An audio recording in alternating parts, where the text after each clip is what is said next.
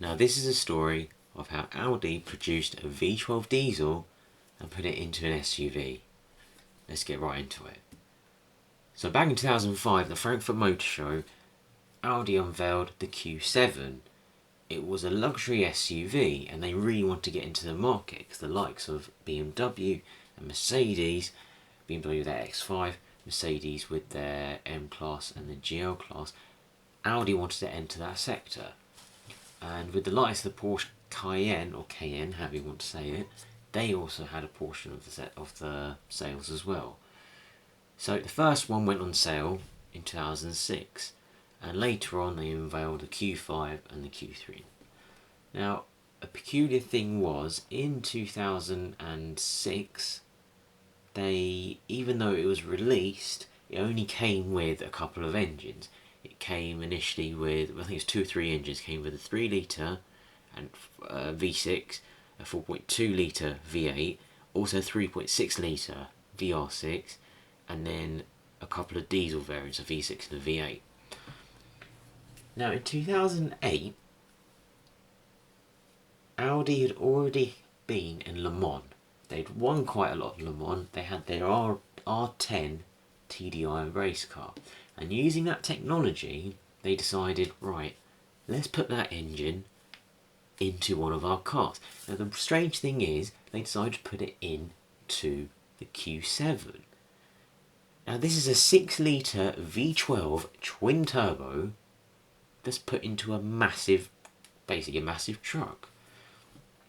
And it had 493 horsepower and 1000 Newton meters of torque. Now this is limited because reports say actually it has more than that. Some people saying as much as 1200, but they had to pay it back. Now this is absolutely absurd.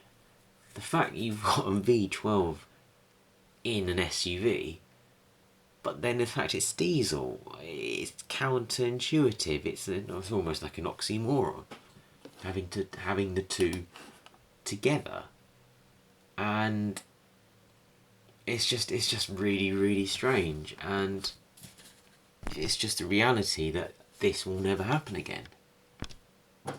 Now this car, I believe they hardly sold any in the UK, and I don't blame anyone, because there's no need for a V12 diesel, and to be honest, it was the first V12 diesel, well, first production V12 diesel, and it'll probably be the last. I can't see them doing this again.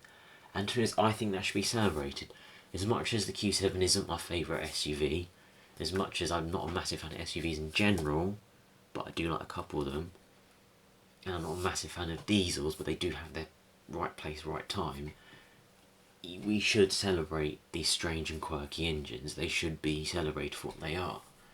And I think it's good that we should, revisit it, because it is one of those cars that's forgotten. Now, back in the day, if you wanted this super shiny 21-inch wheel V12 diesel, it would cost you, with some options, about just north of £150,000. Now, even the Audi R8 GT at that point, which was their flagship supercar, cost about £10,000 less than that. It was so extravagant, so over the top. It really it did rustle a few feathers, because people were saying, "Hang on, why would I buy this?" And that's probably why they only sold, I think, single figures, barely going to the double figures.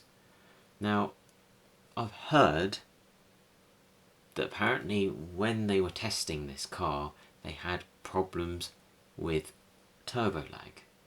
Because it's twin turbo, they also had problems with the torque. They had to peg back the torque, and they had to make sure that it didn't actually the gearbox didn't just lunge itself, just lurch forward and just completely, break apart.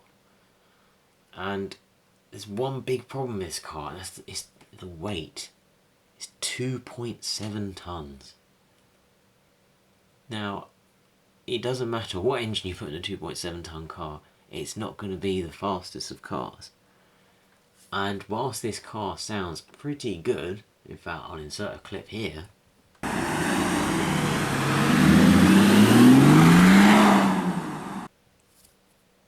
still doesn't sound as good as a petrol car. And I think even though it had, you know, that LeMans willing technology and the fact that, you know, diesel, we can win races, there's not many in the UK. People didn't want to buy it. If we look at how many are left, the website, they say there's fewer than 30 registered in the UK. Perhaps some of them being shipped abroad, but I very much doubt. I know for a fact some of these are kept, I know it sounds silly, some of them are kept in a safe garage, in a dry garage, and are pretty much kept as museum pieces, which is very strange, really peculiar. I never think, like, look at your average SUV on the street, your average modern day Q7. If someone said to you that's going to be in a museum piece, you think, well, there's nothing special about that. It's just a nice, comfortable SUV. So this really does highlight the absurdity of that car, and is pretty much the engine. It's just, it wouldn't get made today, not just regulations, but it's just because it is such a pointless car. But that's the thing about cars, it's not always about having an economical, you know, how fast can we go in a straight line, what's the 0 to 60. It's just putting slabs of metal together, celebrating the engineering. Let's make something over-engineered, let's make something a bit quirky, a bit pointless. Not because it's needed, but just because you can. It's basically just for the engineers to show off, and why not? It should be done once in a while. And I just feel like these days they're just not doing that as much. And I really do think it is something I would like to experience. I would love to experience a V12 diesel. It's just that wave of torque.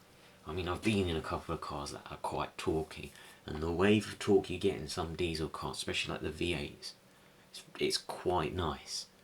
Now, I can't imagine what a V12 would be, because V12s are smoother than V8s, so I can't imagine what it would be like. So yeah, I'm really looking forward one day, hopefully, just trying these different engines and see what they're like. But yeah, so really this car, by 2012 to 13, they stopped doing them, because again, no one was buying them in the US market by then. You know, diesels were never really kicked off in America anyway. And with the global financial crisis, Audi actually cancelled the plan to federalise the Q7 V12 for the US market. So they never really saw it there, didn't really sell much in the UK. So yeah, I mean, that's literally the story of the Audi Q7. I'd love to try one, and yeah, that's about it. Anyway, let me know what you think. Would you rather have one of these over a G65? Another V12, but this time V12. Let me know what you think, and please like, comment, subscribe, and I'll see you next time.